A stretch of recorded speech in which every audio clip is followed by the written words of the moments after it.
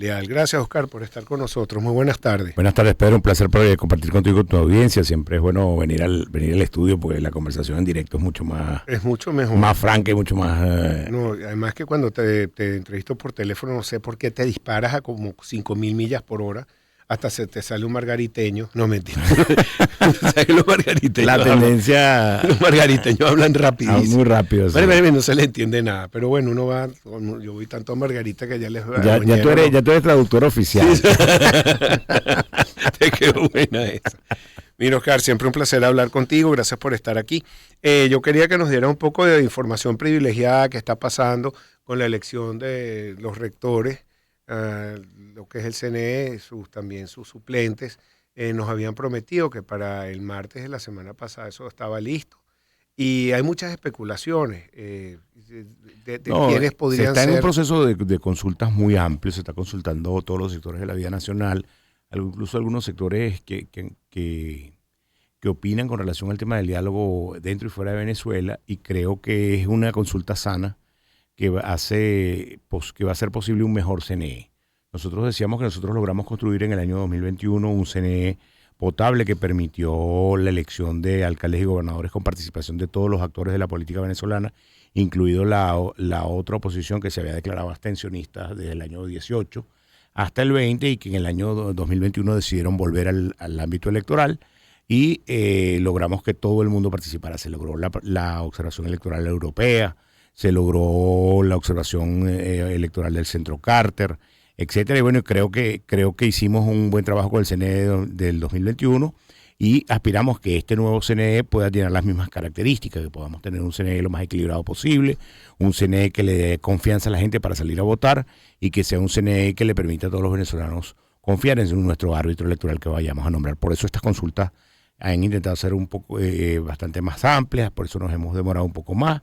Y yo creo que ya no será esta semana, tal vez la semana que viene que tengamos CNE. Sí, pero la diferencia de números de diputados de oposición contra el gobierno es muy elevada. Entonces... Bueno, esa diferencia es elevada porque el 80% de la oposición venezolana decidió en el año 20 no ir a participar. Claro. Los que decidimos participar resultamos electos. Uh-huh. En el caso de Nueva Esparta, yo bastaba con que pusiera el nombre en la papeleta para que saliera y salí.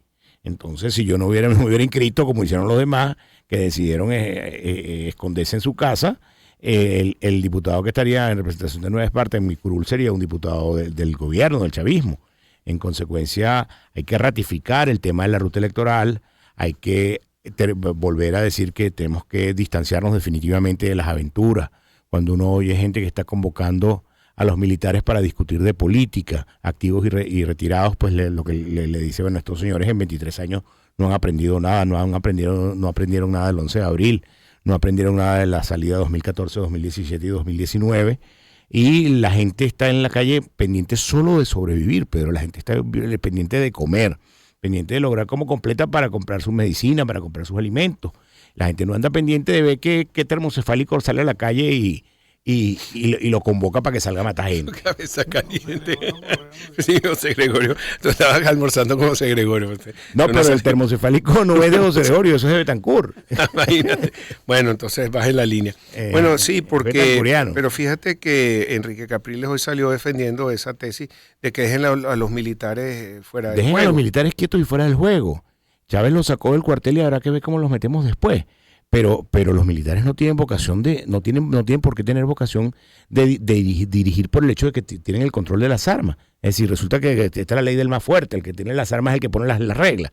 Pues definitivamente eso no es una democracia. Nosotros convocamos de nuevo a que la Fuerza Armada sea una Fuerza Armada obediente, no deliberante, y que acate el poder civil que todos los venezolanos nos hemos decidido dar por vía electoral. Claro, ahora, tú ves que estos rectores van a poder ser 3-2, 4-1. Es que yo creo que podemos construir perfectamente un nuevo CNE perfectamente potable, perfectamente confiable, como lo construimos en el año 2021. Para la Asamblea Nacional del año 20, donde nosotros apenas somos 20 de 277 diputados, era muy importante que la presencia y el peso de la oposición en el CNE del 21 fuera trascendental para poder lograr lo que logramos, la participación de todo el mundo en el año 2021.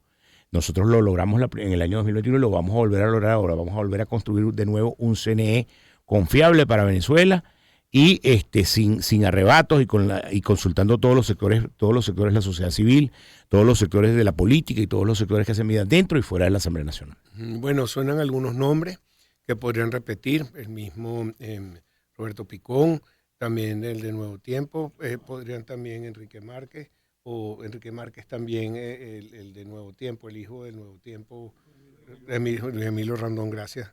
¿Qué nombres te suenan a ti? Todos nombres muy potables, todos nombres aceptables, hombres de una hoja de vida transparente en la vida pública y en el tema electoral, y expertos en el tema electoral. Yo no tengo más que decir, sino decir, bueno, vamos a seguir intentando construir el mejor CNE que podamos tener para las elecciones del año 2024. ¿Cómo se toma esa decisión? Esa decisión es una decisión que la toma el gobierno, pero la toma el gobierno escuchando a todos los actores del país. Nos escucha a nosotros que estamos dentro de la Asamblea, escucha a la otra oposición que está fuera de la Asamblea, escucha a todos quienes opinan de la política en Venezuela. Y tiene que ser así, el gobierno no puede, pues ellos si mañana decidieran nombrar 5 rectores rojitos, alejan a todo el mundo, lo nombran sin problema, pero tiene problemas internacionales. Y tienen 255 votos para hacerlo, porque en la elección del 20, como te decía, el 80% de la oposición venezolana decidió no participar.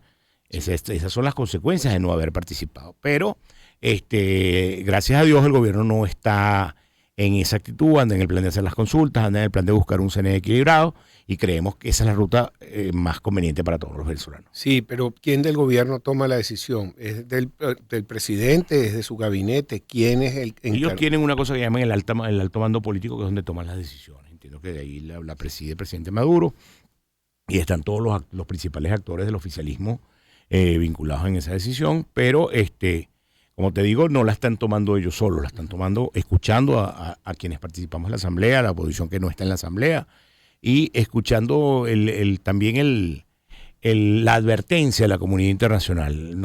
A nadie le sirve una elección del 24 donde se escoja un presidente que no gobierne, un presidente que no pueda tener acceso a los fondos públicos de los venezolanos, que no pueda vender el petróleo en el mercado internacional en condiciones normales. A nadie le sirve una Venezuela bloqueada y sancionada. Es decir, quien pretenda gobernar en estas condiciones, pues simplemente será una persona que gobernará de capital y minucio, pues no va a poder ejercer formalmente su condición de presidente de la República, por el hecho de que no va a poder tener acceso a los fondos públicos que nos pertenecen a todos los venezolanos y que debe administrar el gobierno que le corresponda. Se habla de elecciones adelantadas y que igualmente va a mantener las fechas que son regulares, pero se habla de elecciones adelantadas porque si ganara nuevamente Maduro, tendríamos entonces quizás que ya siendo legítimo volvería, entonces nos quitarían esas sanciones que tanto daño le han hecho al país. Yo creo que las sanciones no las quitan por el solo hecho de que se vaya Maduro al poder. Los americanos pusieron pie aquí, pusieron control sobre nuestro petróleo y lo controlan a través de una cosa que llaman la OFAC y a través del Departamento del Tesoro, y se dieron cuenta que eso es un mecanismo de control del mercado petrolero y del control de la venta del petróleo venezolano. En consecuencia, si hoy están abriendo, si hoy están levantando sanciones, si hoy permiten que el petróleo venezolano regrese al escenario internacional en condiciones plenas, es porque lo necesitan. Sí. Hay un déficit de 800.000 barriles de petróleo diarios en el mercado internacional por las sanciones a Rusia, producto de la guerra, por las sanciones a Irán y por las sanciones a Venezuela. Tienes 3 grandes productores de petróleo sancionados en el mercado. En consecuencia, eso hace que se le incremente el precio del petróleo a los americanos y que estén pagando la gasolina y todos los combustibles mucho más caros en los Estados Unidos. Fíjate que Chevron, ya de las exportaciones a los Estados Unidos, ya vamos por 6º lugar en los Estados Unidos como suplidores de petróleo seguro, y sobre todo por la cercanía y por todo lo que siempre hemos tenido una relación. Que somos su mercado natural, pero fíjate con los iraníes, que son los que fabrican los drones, que están en la guerra entre Rusia y Ucrania. Le acaban de levantar sanciones por 6.000 millones de fondos bloqueados. Es decir, ¿será que nosotros somos más peligrosos que los iraníes? Bueno, Venezuela le está levantando 1.500 millones de dólares de que va a tener acceso al gobierno. ¿Cómo los va a distribuir? Se está proponiendo que el Fondo de Administración Social de las Naciones Unidas sea el que otorgue, que haga el presupuesto, a dónde van esos fondos. Bueno, esos son tú hablas de los fondos que estaban en el Ban de Portugal, sí, los 1.500 millones. Eso no se ha decidido que vaya todavía al fondo de... Pero que los liberaron. Están liberados por una sentencia de un tribunal portugués, pero que acredita en cabeza del Estado venezolano. Y el jefe del Estado venezolano, me guste o no me guste a mí, es Nicolás Maduro. No es el presidente, no es el secretario general de la ONU. En consecuencia, el gobierno venezolano debería estar en el legítimo derecho de poder disponer de esos fondos. Y esos fondos pasarán por la Asamblea para ver cómo se va a Tienen que venir a la Asamblea Nacional para que la Asamblea Nacional apruebe un crédito adicional como consecuencia de un ingreso extraordinario, que son esos 1.500 millones de dólares, y la Asamblea Nacional le dará el destino que proponga el Ejecutivo o que acuerde la Asamblea en consecuencia. Yo que manejo finanzas, y es mi tema, hay gasto y hay inversión. Correcto. ¿Tú crees que todo eso va a ir a gasto? Yo entiendo que tiene que haber gasto social, pero ¿tú no crees que debe haber algo de inversión, por lo menos en el sector petrolero, para producir más y tener más dinero para gasto social? A inversión en la mayor cantidad, sobre todo, Pedro, porque es que no solamente el tema del sector petrolero, el tema del sector de los servicios públicos, el tema del agua, el tema de la luz, el tema de la servicios públicos número uno ahorita de necesidad del venezolano, claro, en encuestas. De eso estamos hablando. Incluso en la rueda, yo escuché una intervención del presidente Maduro donde decía que al llegar ese dinero a Venezuela se iba a destinar al tema de los servicios públicos. Ya nosotros lo habíamos propuesto y ratificamos la propuesta de que eso tiene que venir en servicios para los venezolanos, el agua para Margarita, la construcción del nuevo acueducto. Nosotros con 200 millones de dólares haríamos un nuevo acueducto para Margarita. El tema del fortalecimiento del servicio eléctrico, que lastimosamente se nos bloqueó la iniciativa del grupo de Boston con la CAF para la aprobación del crédito adicional, del crédito de la CAF para invertir en 1.000 megavatios más para todo el país, donde las zonas principalmente afectadas habían sido acordadas por los técnicos de oposición y gobierno, y la mayoría de la asamblea pasada no permitió que eso se llevara a cabo. Mira, volviendo al tema de la asamblea, tú siempre resaltas de que tenemos esta mayoría de parte del gobierno por aquellos actores de oposición que se oponían, o proponían. No, que no se oponían, que se quedaban en su casa. Que se quedaban en su casa, exacto. Entonces, esa abstención... Porque vivían en Bogotá, en Miami o en Madrid. Y a mí hasta me criticaron por entrevistar a distintos personajes, y entre ti me han dicho pero tú puedes entrevistar a un no candidato. Tú entrevistas candidatos, ¿verdad? Claro. ¿Cómo entrevistas tú a un no candidato? Señor, es que como usted no es candidato, lo estoy llamando para ver qué opina. ¿Y cómo le vas a preguntar a un tipo que no es candidato qué opina? Pero ahora todas esas personas... Él decidió inhibirse. Y que señalaban y que señalaron... Esos son no planes para el país. Y las personas que señalaban a todos los que ahora son diputados que están defendiendo la oposición, ahora sí. Entonces ahora van a... Pero nosotros hemos hecho bueno el nombre de diputados de oposición. Nosotros hacemos oposición todos los días en la Asamblea Nacional. Sin miedo, nosotros somos 20 apenas de 277. Pero nosotros levantamos la voz y decimos lo que tenemos que decir. ¿Quién reclama por el tema del agua? ¿Quién reclama por el tema de los niños muertos en el Hospital Luis Ortega de Porlamar? ¿Quién reclama por el tema de la calamidad del servicio eléctrico en Margarita y en toda Venezuela? Bueno, y si nosotros no lo decimos, ¿quién lo iba a decir? Y si nosotros no estuviéramos allí, ¿quién lo estaría diciendo? Y ahora que le dice a esas personas que ahora... Pero no, ellos en el 21 nos dieron la razón. Pero fíjate que ellos están pagando con su propio resultado electoral su inconsecuencia en la política. ¿Por qué la señora Machado está encabezando las encuestas de esa primaria fallida de la otra oposición? Porque la señora Machado es la única que se ha mantenido coherente. Ella decía que máxima presión y que había que salir de los tipos por las buenas o por las malas, y lo sigue diciendo hoy. Ellos cambiaron en el camino, dicen que ya no hay que salir después de los tipos por las malas, sino por las medio buenas o por las electorales, y entonces no le avisaron a la gente. Hay gente que todavía cree que abstenerse es estar en contra de Maduro.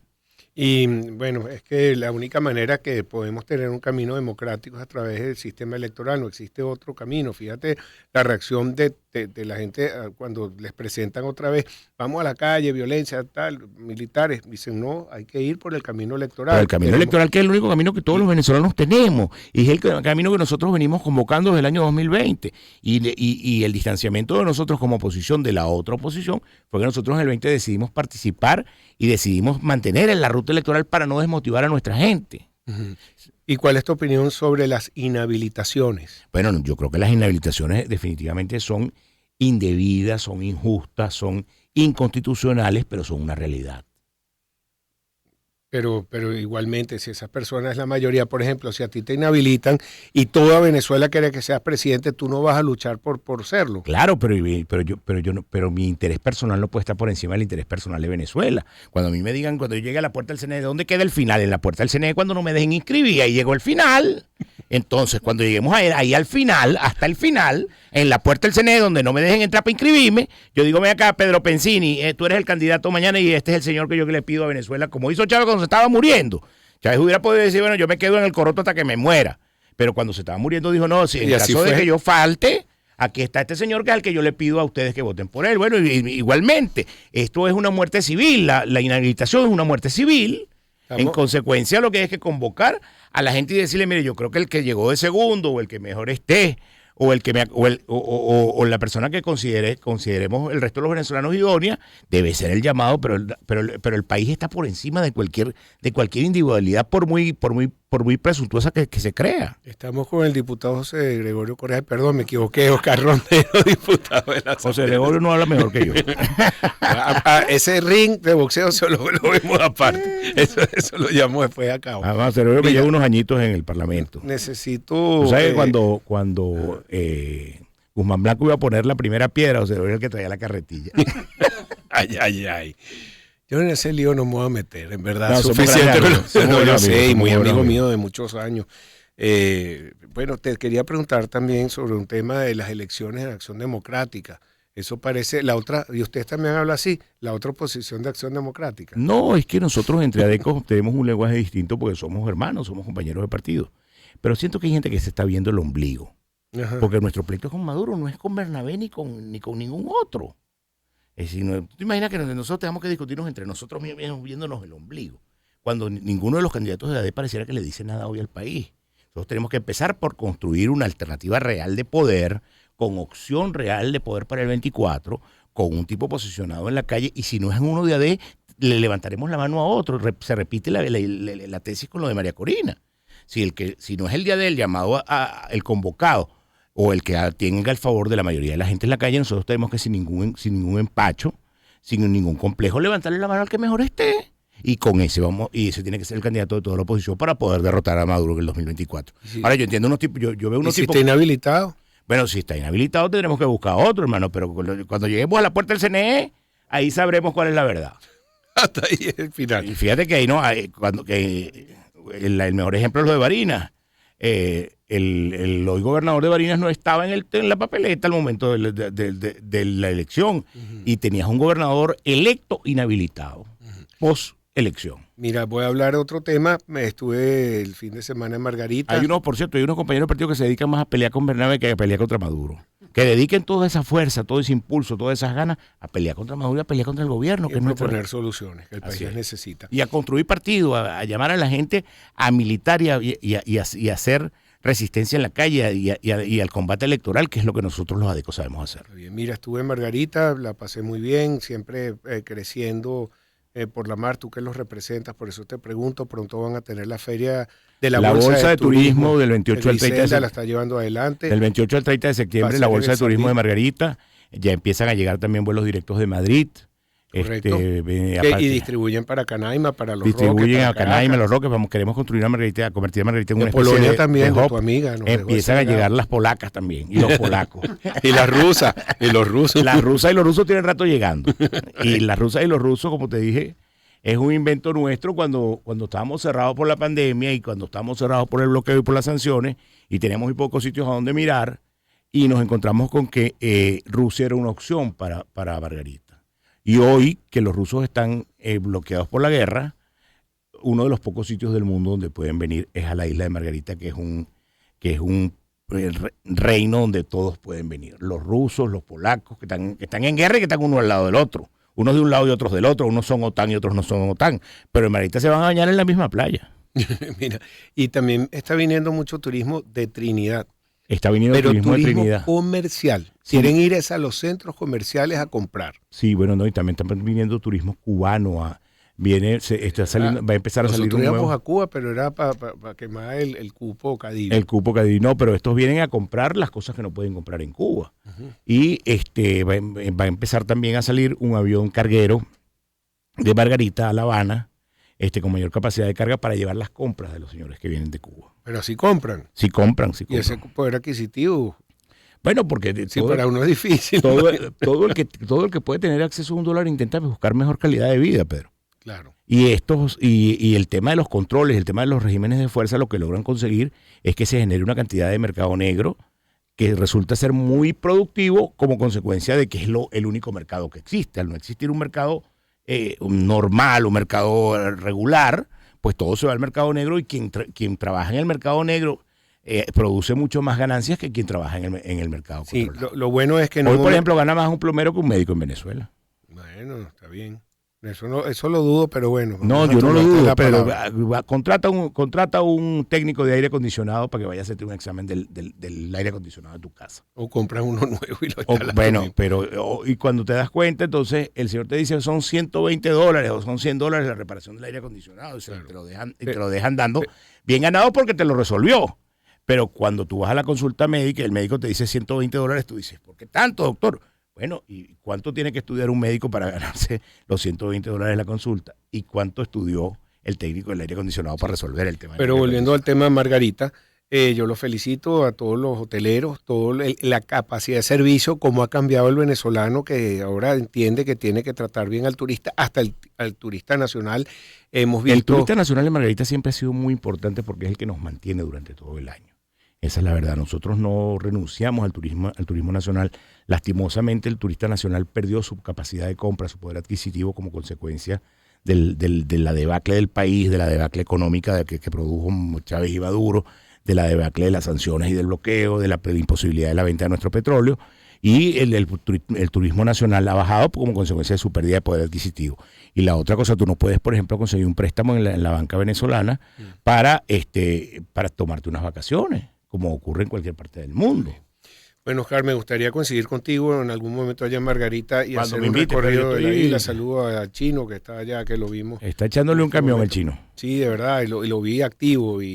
Además, allá nosotros estamos proponiendo que nuestros 5 alcaldes de oposición, de las distintas oposiciones, sea de cualquiera de las que sean, y el gobernador Morel Rodríguez sean de nuevo candidatos para la reelección, porque creemos que con los espacios ganados no debemos correr riesgo. Los que están allí deberían repetir y ponernos de acuerdo en los otros 6 municipios del estado y en la lista para la Asamblea Nacional, en la lista para el Consejo Legislativo, de tal manera que tengamos una Margarita totalmente opositora. Podemos traer 5 de los 6 diputados de Margarita para la Asamblea Nacional que sean de oposición y podemos tener 6 de los 7 legisladores regionales que sean de oposición. La isla definitivamente tiene un comportamiento distinto, opositor en el país. Fíjate que nosotros cambiamos de candidato y de nuevo tenemos la gobernación de Nueva Esparta. Muy bien.